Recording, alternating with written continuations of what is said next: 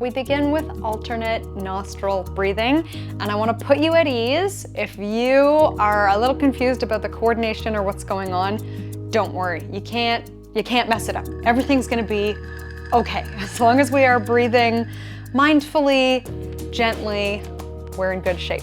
So the easy way to begin with alternate nostril breathing is we take our first finger on each side. We're going to block one nostril, take a breath in. Let's go ahead and switch to exhale. And then we do the other side. So we're always inhaling on one side and then switching to exhale. What if you mess that up? It's fine, doesn't matter. So I like to think to myself, inhale, switch, exhale. Inhale, switch, exhale. You could also do a round of breath on one side, inhale, exhale, a round of breath on the other side, inhale, exhale. More important that you make it a sticky habit than that you get it perfect technique. Okay, but if we are feeling more comfortable with it, we can take our surfer dude mudra and do the same thing with our pinky and our thumb. Inhale and switch. Exhale. Let's see if we can inhale for a count of 4. There's just a micro pause as we switch, and then exhale for a count of 4.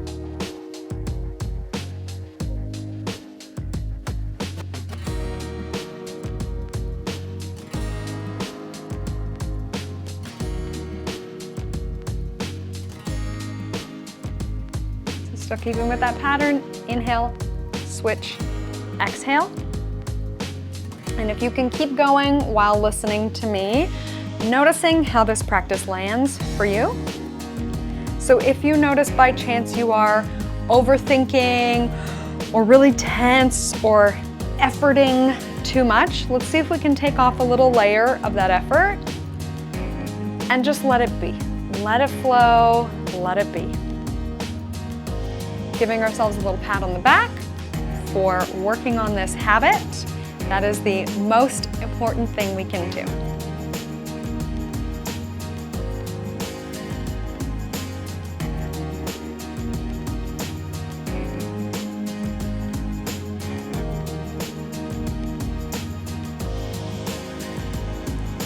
Do a couple more rounds.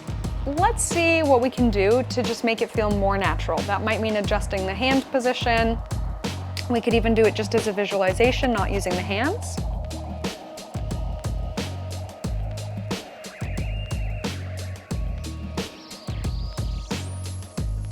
Eyes opened or closed. Relaxing tension anywhere that we're holding it. And then with our next exhale, we'll release.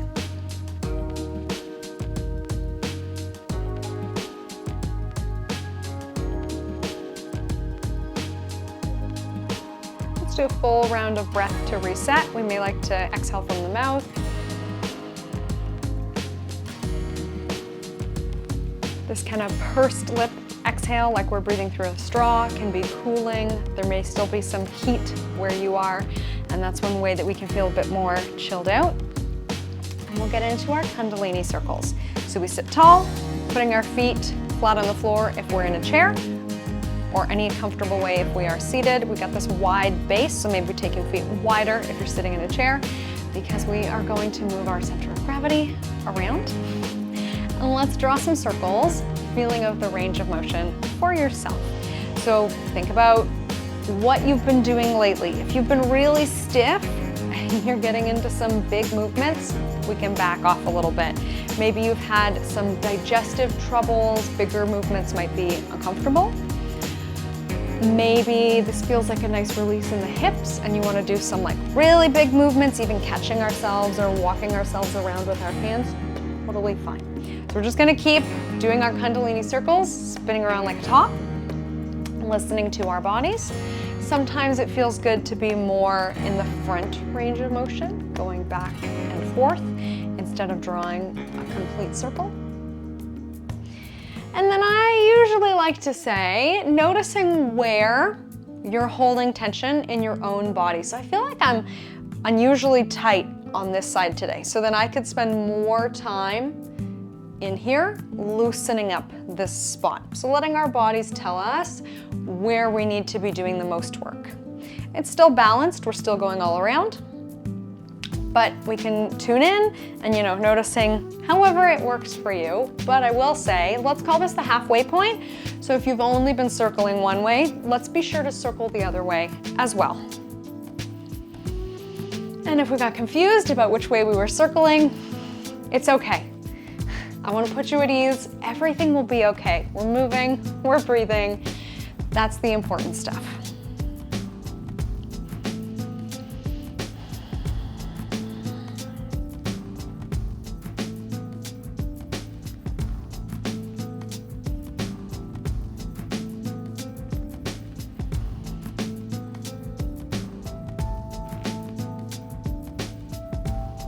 We'll start to make our way back to center, finishing it up, maybe 3 more circles depending on how quickly you're going.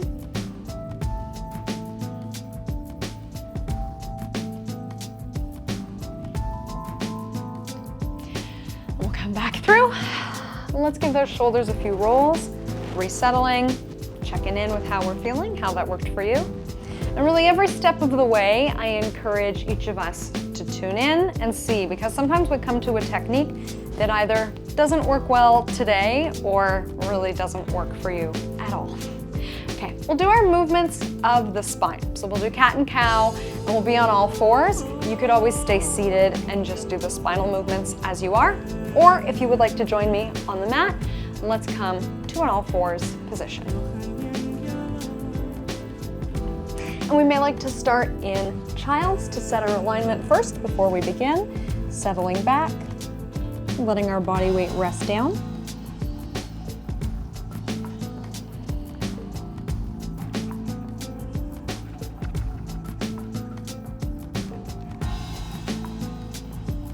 And always a reminder, we know we can rest at any point. You do not need to wait for permission from me to come into child's or any other resting pose at any point.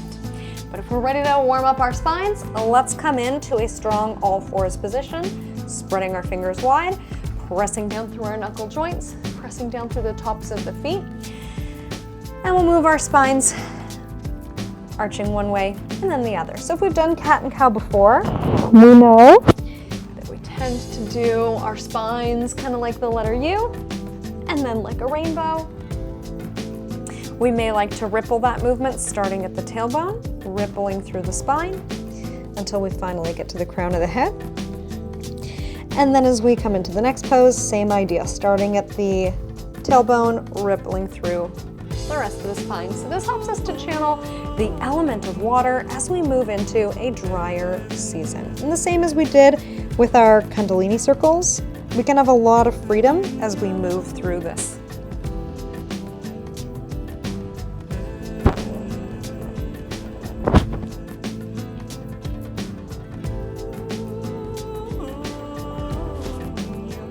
Pause in our cow pose for a moment here, lengthening out our bellies.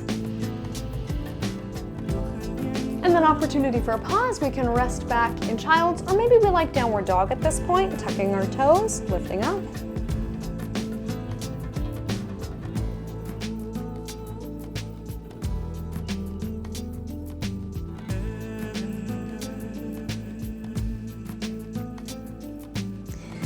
And we have one more. Let's do our spinal rotation and then we'll come up to standing. So the same idea, strong on all fours.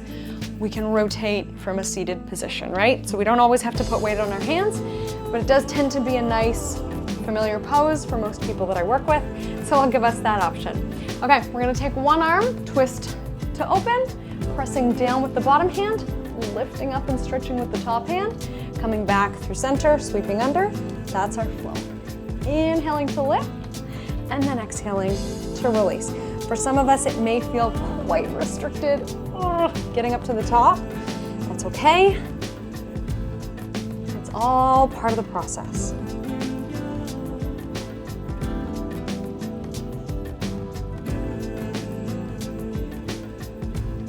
Okay, last one up and down. We'll come back through to center, and let's take it to the other side. freeing the opposite hand, opening up, pressing down as we are stretching tall, and we flow.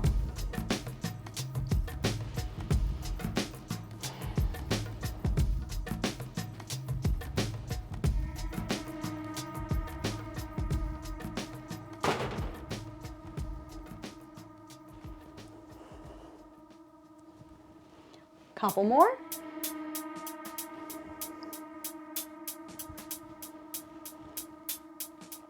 And again, we have the option, we can rest back in child's pose, taking it nice and easy. Or maybe we're more comfortable lifting up in downward dog, but whichever pose we're in, we can do a little bit of movement, shaking off the hips, maybe turning the head side to side. And we will start to make our way up to standing. So if we love a forward fold, we can hang out here.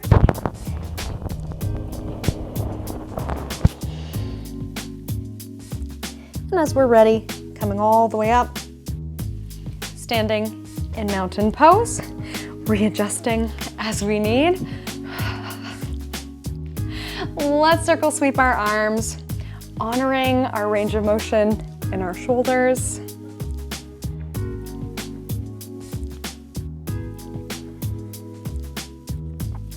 All right, we'll add on something a little bit different.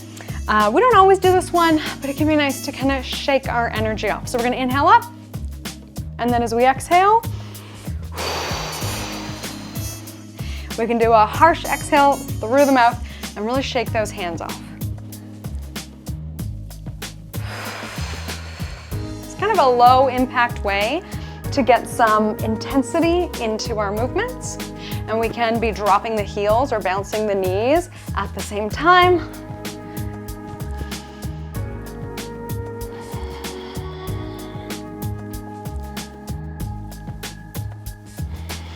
Okay, last one here.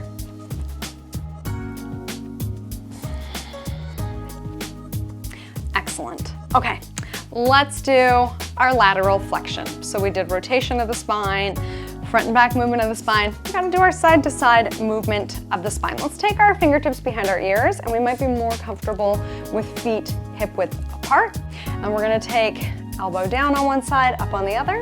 We can inhale through center, and then exhale, strong core as we go side to side.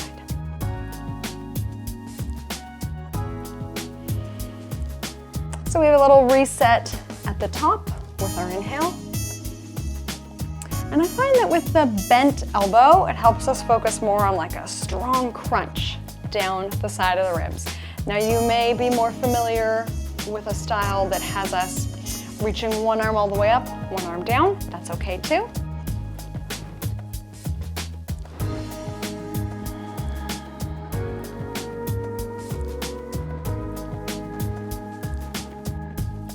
Let's do our last one here. We'll come back through center, and we are all warmed up and we're ready. Maybe we like to shake it off, do anything else we need to do. We may like to do our meditation seated in our chair. Otherwise, we can finish standing for our mountain meditation in mountain pose. So sometimes we do our mountain meditation in mountain pose. Makes sense, right? Okay. Let's settle in however we like. We'll do a few more circle sweeps.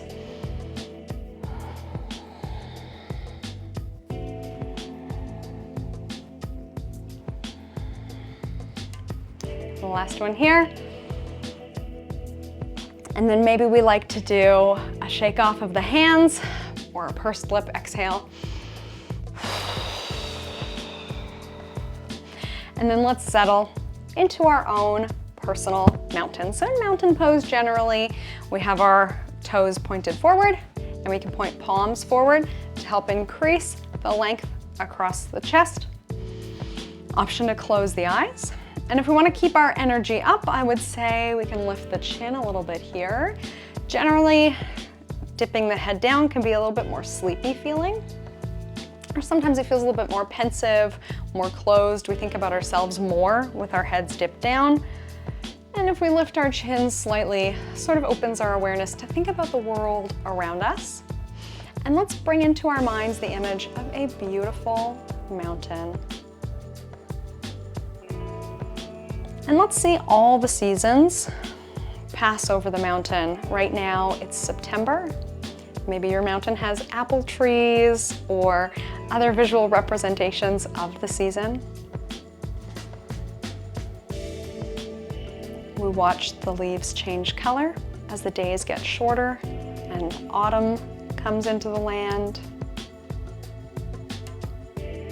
We see the first few flakes of snow. Maybe some of the gentler streams freeze over, or icy rivers rush down the sides of the mountain. Winter and darkness settles on the land.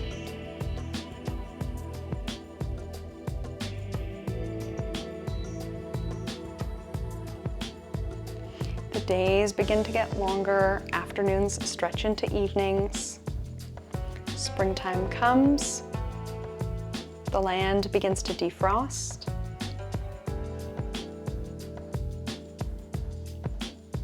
The first migrating birds bravely make their way back in the first days of spring. We see new growth begin. The rains come.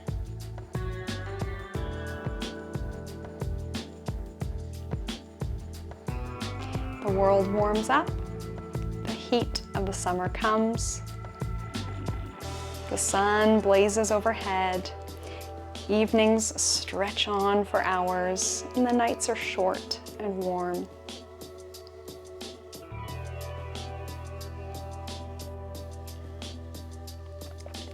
We see the days getting shorter, and September returns again.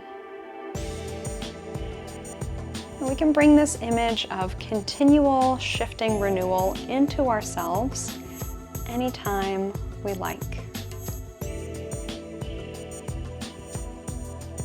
Noting how this technique landed for you here today. And if this image and practice has been of any value to you, noticing what meaning you have given the image of the mountain and the seasons.